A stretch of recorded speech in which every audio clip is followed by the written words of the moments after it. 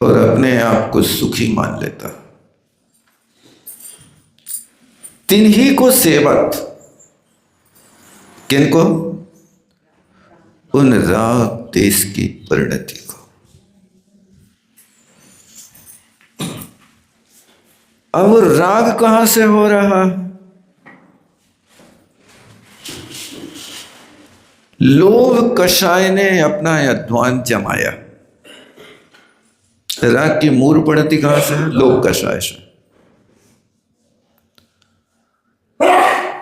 और उस लोभ कषाय ने अपना आसन माड़ लिया। अब वो आसन माड़े बैठी और लोभ ने कहा, एक गिलास पानी लो। दूसरे वाले ने आपकी इच्छा की पूर्ति नहीं की, तो इस स्थान पर आपको लोभ एक नई जड़ पैदा करेगा, क्रोध पैदा कर देगा। क्रोध आएगा ना, गुस्सा आ जाएगी एकदम। और फिर क्रोध ही आते ही मेरी बात नहीं सुनता, मेरी आज्ञा नहीं मानता, ये मान ने अपना जमा लिया। तो फिर यदि कोई तुमसे सबल व्यक्ति उसको बचाने आ गया, हम मान नहीं रहे थे, हम तो खिला रहे थे। ये क्या है? यानी एक लोभ कषाय ने आगे के फिर अंकुर पैदा किए।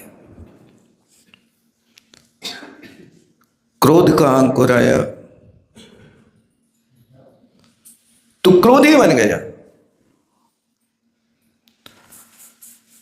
फिर कपट का अवसर आया तो कपटी बन गया। और यदि तुम्हारी चलती रही, यदि तुमने हमारी बात नहीं मानी तो घर से निकाल देंगे,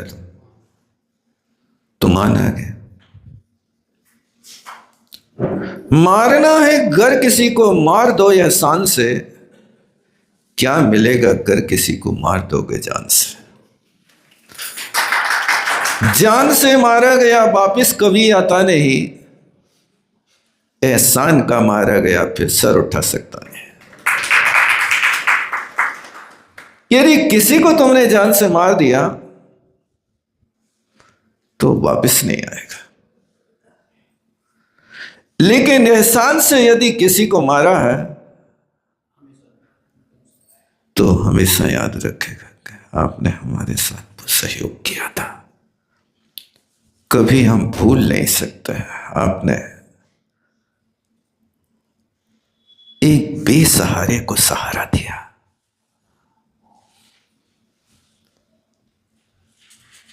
विदिशा में एक संस्था है,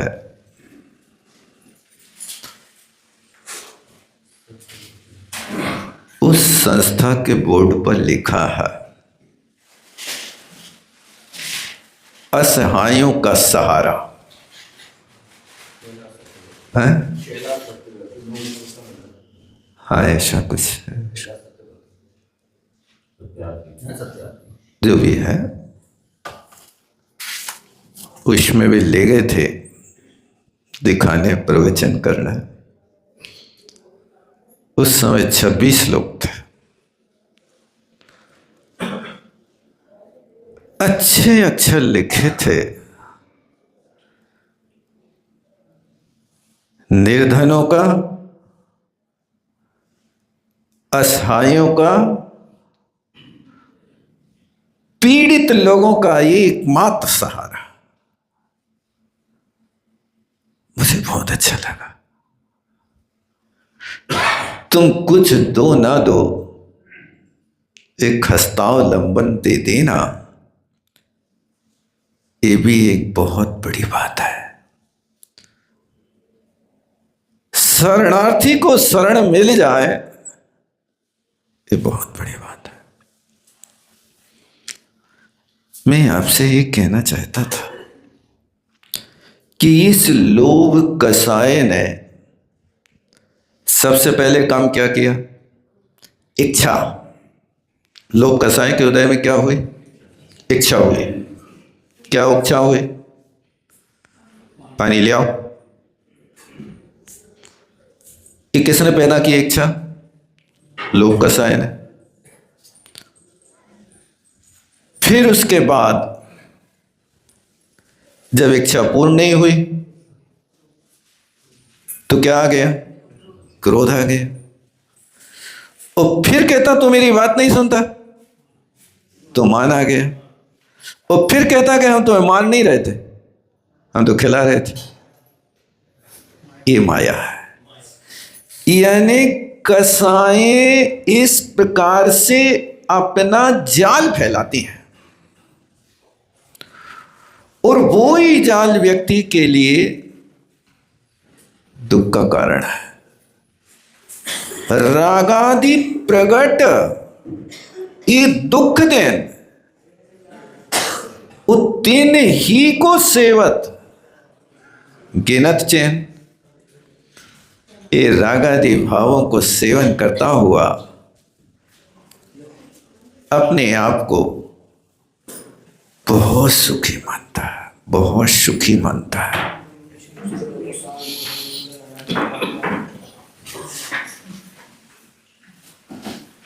इसलिए कहा इतना राग मत करो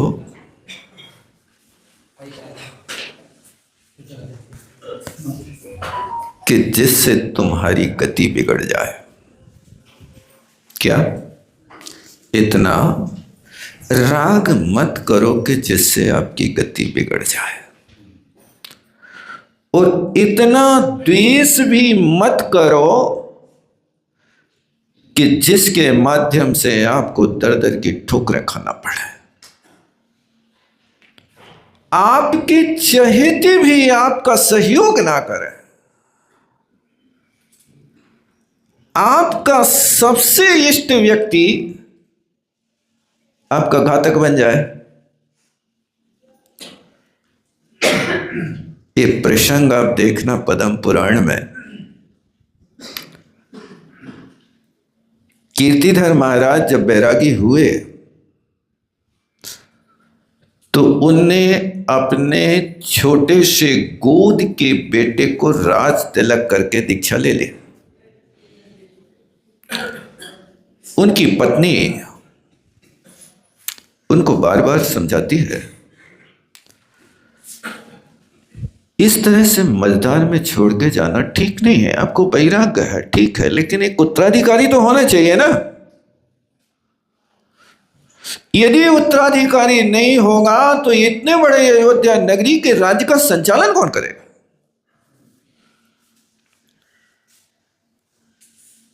महिलाओं को प्राय करके राज्य की, धन की, परिवार की, परिपाटी के संचालन की बहुत चिंता रहती है। कौन करेगा? लेकिन जब वैराग्य होता है तो बैरागी को लगता है कि ये सब क्या है? क्या मैं इस राज्य का कर्ता भोक्ता हूं? क्या मेरी परंपरा अनादिकालीन है? मैं तो एक मुसाफिर हूं। मुसाफिर हूं यारो, चलते ही जाना है, ना घर है ना ठिकाना है। ऐसा कुछ पढ़ते हैं ना कोई गीत। मुसाफिर हो यारो, चलते ही जाना है। ये पंक्ति अपने जीवन में भी लगाओ। अपन सब मुसाफिर हैं। वो तो पिक्चर का गाना है। अपने भजनों में भी कहते हैं, मुसाफिर क्यों पड़ा सोता, भरोसा है न एक पल का, दनादन बज रहा घंटा, तमाशा है चला चल का, मुसाफिर क्यों पड़ा सोता, भरोसा है न एक पल का। ये तो भजन आप लोग मंदिरों में भी गाते हो, नहीं गाते? मुसाफिर आपसे भी कह रहे कि हे यात्री, तुम पड़े मत रहो, सोते मत रहो, सुख की नींद मत सो, जागते रहो। भरोसा है ना एक पल का। जो जागत है सो पावत है, जो सोवत है सो खोवत है। क्या सोच रहे हो? लोग कहते हैं सोने में बहुत आनंद आता है, बहुत आनंद आता है। आनंद आता ना भैया, जो सो गए सो खो गए, जो जाग गए सो अपना भला कर लिया। इसलिए सोना कम, जागना ज्यादा, रोना कम, हंसना ज्यादा, उपदेश कम, आचरण ज्यादा, बोलो कम, मौन ज्यादा, बैठो कम, चलो ज्यादा। ये आदेश है भगवान का। उपदेश कम दो, आचरण ज्यादा करो, सही करके दिखाओ।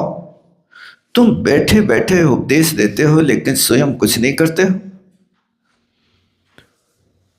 स्वयं तो सिगरेट सूंट रहे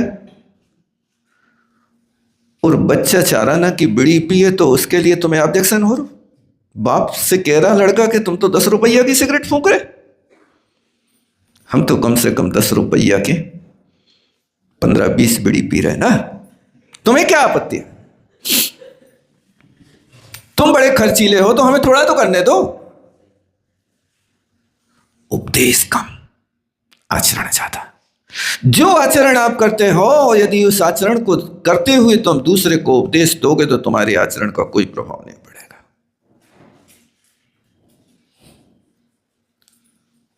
एक पिताजी अपने बच्चे को समझा रहे थे, बेटा गुस्सा नहीं करना, गुस्सा बहुत बुरी चीज है, त्याग कर दो आज के बाद, कभी भी गुस्सा नहीं करना, चाहे जैसी परिस्थिति में।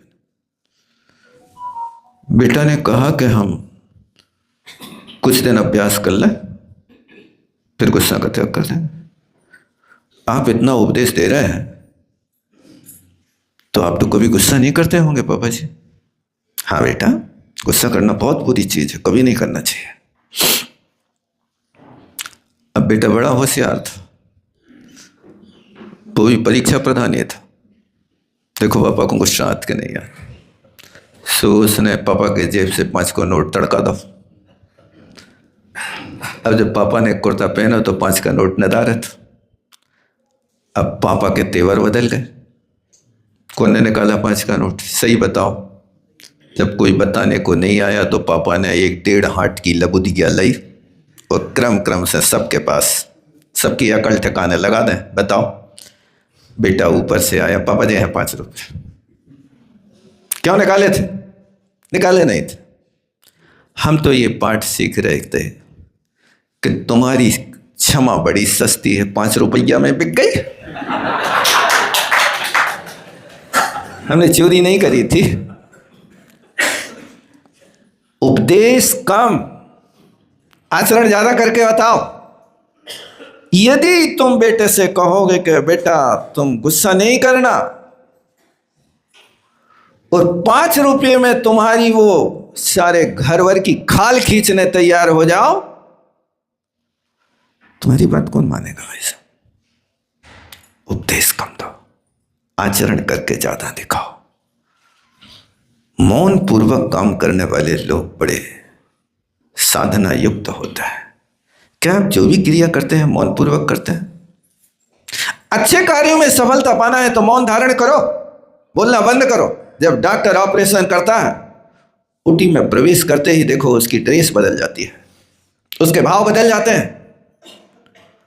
वहां पहुंचता है तो भले ही 6 घंटे तक ऑपरेशन चला है, मौन से बोलेगा नहीं। कोई हथियार चाहिए है उसको, कैंची सूझी, इशारा करेगा। कभी गए ओटी में कि नहीं गए? गए हो तो बेहोश कर दो ये। कभी देखने जाना, कोई तुम्हारा डॉक्टर हो गए मित्र तो जाना, ये चीजें देखा करो। क्या आचरण करता है, एक पेशेंट का केस ना बिगड़ जाए, उसका पेट, उसके पेट की नसें इधर की उधर ना कट जाए, बहुत सावधानी। शोरगुल नहीं, कोई मोबाइल नहीं, कोई टीवी नहीं, कोई वहां पर हल्ला करने वाला व्यक्ति नहीं, सेपरेट कमरा। वहां 6-6 घंटा खड़े होकर के और एक काम करता है, तब कहीं जाकर के एक आत्मा को जीवित कर पाता है। ऑपरेशन ना बिगड़ जाए इसलिए डॉक्टर इतनी बड़ी साधना करता है। तुम्हें चिंता नहीं कि हमारा भाव ना बिगड़ जाए, इसलिए हम मौन पूर्वक अपनी साधना करें, ये चिंता नहीं है।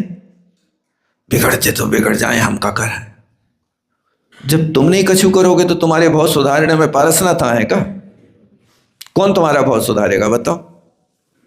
तुम्हारे पाप कौन मिटाएगा? तुम्हें मिटाना पड़ेगा कि पारसनाथ आएंगे? कौन आएगा? आप सोचो, जो आपने काम किया है, जो आपने करनी करी है, उस किए हुए कर्म को भोगे बिना क्या पारसनाथ तुम्हारे कर्म मेट देंगे? कवित्र काल में नहीं। और हुआ ये, कीर्तिधर राजा बैरागी हो गए, दीक्षा ले ली। रानी ने कही अनेक, राजा ना मानी एक। बहुत समझाया, लेकिन कहां तुम्हारी बात समझ में आती है। बैरागी को तो राग की कोई बात रुचती नहीं, हाँ कहता जाता है, लेकिन करता अपने मन की। और जब वो चले गए तो रानी ने अपने बेटे को पर्दों के भीतर इतनी सुरक्षा के साथ रखा और नियम ले लिया कि आज से हमारी अयोध्या नगरी में कोई दिगंबर साधु प्रवेश न कर पाए। और बेटा से इतना राग कि बेटा महल के बाहर न निकल पाए ताकि कोई साधु को देख ले। वहां पहरेदार बैठा दिए, यहां महल के पास पहरेदार बैठा दिए, और वहां पर सुकुशल को बिल्कुल तालों के भीतर डाल दिया, जैसे तालों के भीतर मानतुंग महाराज को डाला था। बस स्थिति। वर्षों बीत गए। कीर्तिधर महाराज घूमते बिहार करते करते कई वर्षों के बाद जब सुकुशल गोद में थे तब दीक्षा ली थी। अब सुकुशल जवान हो गए, तब जवान होकर के बिहार करते करते अयोध्या नगरी में आए। और जैसे ही कीर्तिधर महाराज नगर में प्रवेश करने लगे तो उस द्वारपाल ने कह दिया, महाराज चूंकि आप यहाँ के राजा थे मुझे पता है, लेकिन वर्तमान के राजा का सख्त आदेश है कोई दिगंबर वेशधारी अंदर प्रवेश न कर पाए। मैं आपको निषेध नहीं करता, लेकिन आप यहां विराजमान रहे तब तक मैं रानी की प्रति आज्ञा लेकर के आता हूं कि महाराज को नगर में आने देना कि नहीं। द्वारपाल महाराज को द्वार पर रोक करके अंदर गया और रानी से कहा कि इस अयोध्या नगरी के महाराजा अधीश्वर मुनि महाराज कीर्तिधर भगवान पधारे हैं, आपकी आज्ञा हो तो उनकी आगवानी कर ले। रानी कहती आगवानी की बात करता है, इसी वक्त उल्टे पैर उनको बाहर कर दे, नगर में प्रवेश न कर पाए। रानी की कठोर आज्ञा को सुनकर के चूंकि उसका दिल दहल गया, लेकिन रानी के पास रहने वाली एक मिश्रकेशी नाम की दासी, उसकी तो आंखों से आंसुओं की नदियां बहने लगी और रोती रोती गई वहां सुकुशल महाराज के पास। कहा, महाराज गजब हो गया। जिस वंश में तीर्थंकर उत्पन्न हुए हो, ये मुनिसुनाथ वृद्धनाथ भगवान के वंशज है। बड़े बड़े त्यागी तपस्वी केवली जिस वंश में उत्पन्न हुए हो, और वहां पर मुनियों का इतना निरादर देख करके तो मेरा दिल दहल गया। आपके पिताश्री यहां पधारे थे और रानी ने नाकाबंदी कर दी और उनको बाहर कर दिया। सके में महाराज भी घबरा गए, राजकुमार भी घबरा गया। अच्छा ऐसा है, आप देखते हैं। और चुपचाप पीछे के दरवाजे से निकल करके उस स्थान पर चले गए जहां पर मुनि महाराज कीर्तिधर जंगल में विराजमान थे। भगवान मुझे दीक्षा दे दो।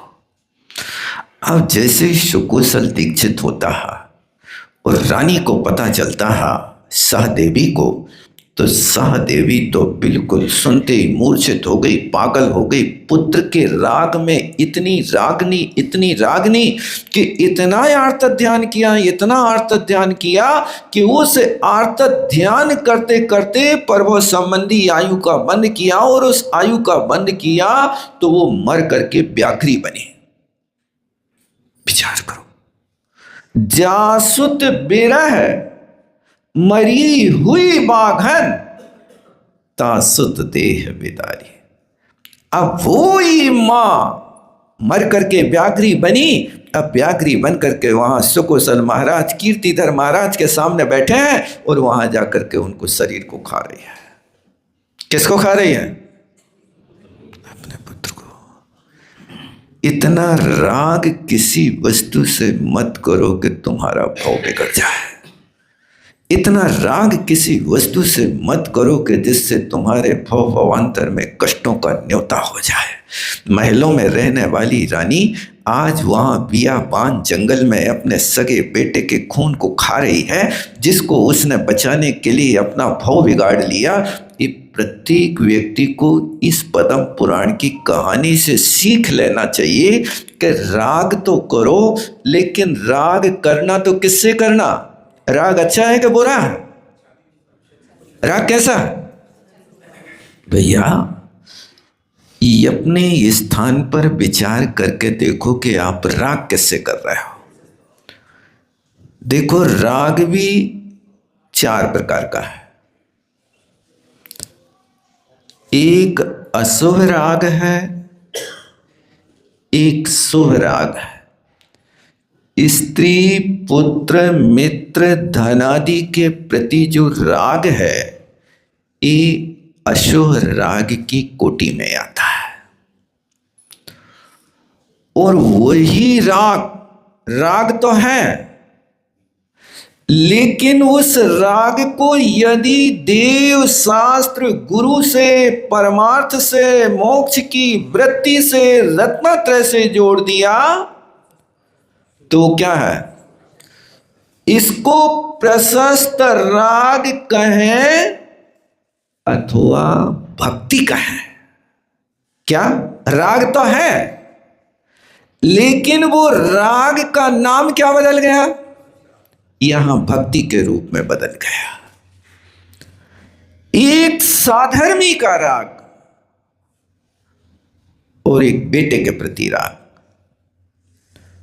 आप साधर्मी का अतिथि संविभाग करते हैं तो अपने बेटे से भी कई गुना अच्छा माल उस अतिथि को खिलाते हैं। नहीं खिलाते? बेटे को तो एक ही चम्मच मलाई खिलाओगे दूध में, लेकिन महाराज आ जाए तो पूरा डबला उल्टा कर देते लोग। वाह, कटोरियों की कटोरियां भर भर के देखो, एक नहीं। एक दिन पता चल जाए कि महाराज ने आज मलाई लाई है, दूसरे दिन 5-7 कटोरियों पे कटोरियां आ जाती हैं। ये राग तो है, लेकिन इस साधर्मी का राग वात्सल्य कहलाता है, और बेटे का राग स्वार्थ भरा राग कहलाता है। बेटे से राग है तो क्या अपेक्षा है आपकी? बुढ़ापे की बैसाखी है। क्या? बुढ़ापे की बैसाखी है। जब हम बूढ़े होंगे तब एक कटोरी पानी यही पिलाएगा, कोई नहीं पिलाएगा। यही अपेक्षा रखते ना आप लोग? ऐसे ही सोचता पिलाएगा पानी, विश्वास है। तुमने कभी ये नहीं सोचा कि बुढ़ापे में तुम्हारा बेटा पानी पिलाएगा कि तुम्हारा भाग्य पिलाएगा? कौन पिलाएगा बताओ? भाग्य के भरोसे बैठे रहते कि नहीं बैठे रहते? तो आपको अपनो भाग्य बनाने हैं कि बेटा को संभाल ले? कौन को संभाल ले बताओ? भाग्य की तो कोई चर्चा ही नहीं करता है। बस बेटा पढ़ लिख जाए, अच्छा हो जाए, नौकरी लग जाए, विदेश चला जाए। विदेश चला जाएगा तो तुम्हारी खबर लेगा।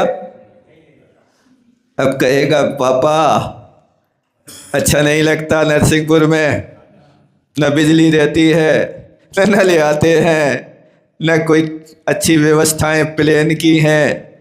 अब तो रहो होते ही हमें ने बुलाइयो टाटा। ऐसा कहता रहा। कछु जरूरत हो एक खर्चा की तो बताओ। ऐसे ही कहते हैं ना, कछु और कुछ कहते हैं बताओ, यही कहते हैं ना। आप लोग बड़े आनंद मनाते हैं, बेटा बहुत अच्छा निकल गया निकल गया। और वो ही बेटा विदेश जाए तो खुशियां मनाते हो, दीक्षा लेवे जाए तो आंसू बहाते हो। ये स्वार्थ भरा राग जो है ये अशुभ राग है। उस साधर्मी से जो राग है वो राग वात्सल्य है। वात्सल्य का क्या है? मोक्ष मार्ग का एक अंग है। सम्यक दर्शन में कहते हैं ना, मोक्ष महल की पहली सीढ़ी या ज्ञान चरित्रा। एक मोक्ष महल की पहली सीढ़ी है तो क्या है? सम्यक दर्शन है। उस सम्यक दर्शन के 8 अंगों में एक अंग वात्सल्य अंग है। तो क्या आप इस वात्सल्य के प्रति राग है आपका ज्यादा कि बेटे के प्रति राग है? किससे है बताओ, ईमानदारी से बताना, छिपाना नहीं। बेटे के प्रति ज्यादा है और वो बंध का कारण है। इसलिए नाता उससे जोड़ो जो मोक्ष मार्ग का नेता हो गए। जो संसार मार्ग का है उसको तुम कहो हाँ बेटा तुम हमारे हो, बराबर हो, लेकिन अपेक्षा नहीं रखो। अपेक्षा रखो तो भाग्य पे रखो। वो बुढ़ापे की उन पे चिंता नहीं करो, क्योंकि बुढ़ापे में अपने भी लोग अपनी बात नहीं पूछते हैं। जब माँ बाप थे अपने बेटा के लाने फल लाते थे तो भी भले ही फल नहीं खाएं लेकिन बेटा को खिला देते थे। और आज के बेटा है कि फल लाते हैं तो फल तो भीतर भीतर खत्म हो जाते हैं और माँ बाप को छिलका देखने मिल, अरे कब आए केला, कब आए सिंगाड़े, कब आए तुम्हें पता नहीं, हमें तो छिलका मिल रहा है देख है वे दद्दा, अब तुम्हें पछे न, इसलिए तुम उनकी चिंता नहीं करो। ये होता इसलिए राग बाहर में भले ही कुछ करो लेकिन अंतरंग में श्रद्धा बना करके रखो। तो वात्सल्य धर्म की बना करके रखो और वो वात्सल्य मोक्ष मार्ग में जाना है। इस पर आप अनुभव करना। ये प्रशस्त राग है, भक्ति है, वात्सल्य राग तो है, लेकिन वही राग भगवान से रख रहे तो भक्ति है, वही राग यदि साधर्मी से रख रहे तो वात्सल्य है, और वही राग यदि आत्मा से रख रहे हो तो वो वीत रागता है। आपको वीत राग पद पाना है तो एक क्रम क्रम से इन वस्तुओं को समझो। एकदम ऐसा नहीं समझो कि राग बंध का कारण है। बंध का कारण तो है लेकिन अप्रशस्त राग, अशुभ राग बंध का कारण है। शुभ राग तो हमारे लिए बंध और मोक्ष का दोनों का कारण है। एकांत नहीं लगाना चाहिए, क्योंकि आपसे कोई पूछे कि भाई साहब पानी से मकान बनता है कि पानी से मकान गिरता है, क्या होता है? पानी से मकान बनता है कि गिरता है? तुम्हें क्या करना है? मकान बनाना है कि गिराना है? जब मकान बनाओ तो सटक लेके लोग सींचत, उस समय नहीं लगता कि मकान गिर जाएगा, हमने बनाया है। कोई कर्मचारी ने आए तो मालिक देखो बिल्कुल 1 इंच मोटा पाइप लेकर के ऊपर से नीचे तक घंटा तक उसको गीली करती रहे और छत पे पानी भर देगा और वहां बोरा डाल देगा, मेड़ बना देगा, 100 काम करेगा। भैया पानी से मकान गिरता नहीं क्या? अभी तो बनाना है, पानी के बिना मकान गिर जाएगा। और यदि मकान बन जाए और उस मकान में एक टपका हो गए तो बताओ क्या होगा? मकान चूहत होवे तो चैन से बैठो कि नहीं बैठो? घर में चूना होवे तो चैन मिले कि नहीं? तत्काल इलाज होगा। इसी तरह यहाँ पर भी ये राग की परिणति को समझो। ये पंक्ति लिखी, रागादि प्रगटे दुख दे। राग का विभाजन कर लेना, किसके साथ हम राग कर रहे हैं, किसके साथ नहीं कर रहे हैं। वस्तु एक है, व्यवहार कैसा करना है, महिला एक है, लेकिन उस एक स्त्री को आप क्या कहोगे? स्त्री कहोगे कि माँ कहोगे कि बहन कहोगे कि फूआ कहोगे कि दादी कहोगे कि नानी कहोगे? क्या कहोगे? स्त्री वेद एक है, लेकिन एक होकर के हर किसी के साथ हम एक जैसा व्यवहार नहीं करेंगे। उसी स्त्री को हम मातेश्वरी भी कहेंगे, चरणों में मस्तक भी रखेंगे। और वही स्त्री वेदी यदि पत्नी है तो वो उल्टे पैर पड़ा है। नहीं पढ़ा?